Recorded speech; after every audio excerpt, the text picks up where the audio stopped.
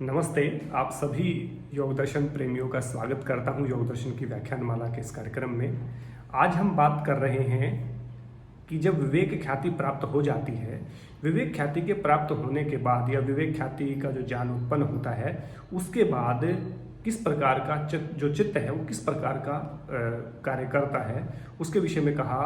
तदा विवेक निम्नम कैवल्य प्रागभारम चित्तम, माने चित्त क्या करता है। तदा का अर्थ है जब विवेक ज्ञान की उत्पत्ति होती है तो क्या करता है, योगी अपने बारे में जानने की उत्सुकता समाप्त हो जाती है, क्योंकि उसको अपने वास्तविक स्वरूप का ज्ञान हो जाता है। उसके बाद क्या करता है, तो क्या तदा यानी कि तब चित्तम चित्त कैवल्यम विवेक निम्नम, विवेक ज्ञान का के मार्ग का अनुसरण करते हुए, उसको विवेक ज्ञान को फॉलो करते हुए, विवेक ज्ञान के अनुसार चलते हुए कैवल्य को प्राप्त करने के लिए, कैवल्य यानी कि मोक्ष को प्राप्त करने के लिए, समाधि को प्राप्त करने के लिए प्रागभारम माने उसकी ओर निरंतर अग्रसर होता रहता है। विवेक निम्नम यानी कि विवेक ज्ञान का अनुसरण करते हुए, चित्त विवेक ज्ञान का अनुसरण करते हुए कैवल्य को प्राप्त करने के लिए प्रागभारम उसकी ओर अग्रसर यानी कि निरंतर बढ़ता रहता है।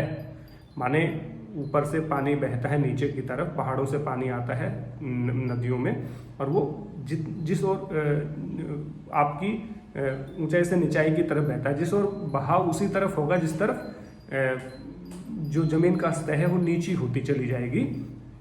इसी प्रकार जब विवेक ज्ञान प्राप्त हो जाता है तो योगी निरंतर कैवल्य की तरफ अग्रसर होता चला जाता है, कैवल्य की तरफ निरंतर बढ़ता चला जाता है। इसको कहा है तदा विवेक निम्नम कैवल्य प्रागभारम चित्तम, यानी कि विवेक ज्ञान के प्राप्त होने के बाद जो चित्त है वो कैवल्य को प्राप्त करने के लिए विवेक ज्ञान का सहारा अनुसरण लेकर के सहारा लेते हुए और कैवल्य को प्राप्त करने के प्रति उसकी ओर अग्रसर होता चला जाता है, उसकी ओर निरंतर बढ़ता चला जाता है और धीरे धीरे कैवल्य को प्राप्त हो जाएगा। माने मेरी डेस्टिनेशन है दिल्ली जाना, तो मैं दिल्ली की तरफ निरंतर अग्रसर होता चला जाऊंगा। मुझे रास्ते का पता है, मेरे पास साधन है, मेरे पास जाने का की वजह है, तो मैं विवेक ज्ञान से कहीं ना इधर उधर ना भटकते हुए सीधा अपने डेस्टिनेशन पे, गंतव्य स्थान पे पहुंच जाता हूं। तो कहा विवेक ज्ञान प्राप्त होने पर जो विवेक ज्ञान है उसका अनुसरण करते हुए एक योगी का जो चित्त है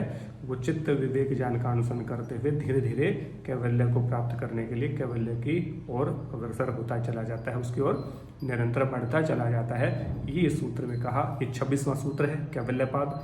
आपको अच्छा लगा होगा, कोई सवाल है तो जरूर पूछिए। इस व्याख्यान को पढ़ने के लिए डिस्क्रिप्शन में दिए गए लिंक पर जाकर के पढ़ भी सकते हैं। अनेक उदाहरण भी वहाँ मिलेंगे जिसको आपको इस सूत्र को समझने में और भी ज़्यादा आसानी होगी।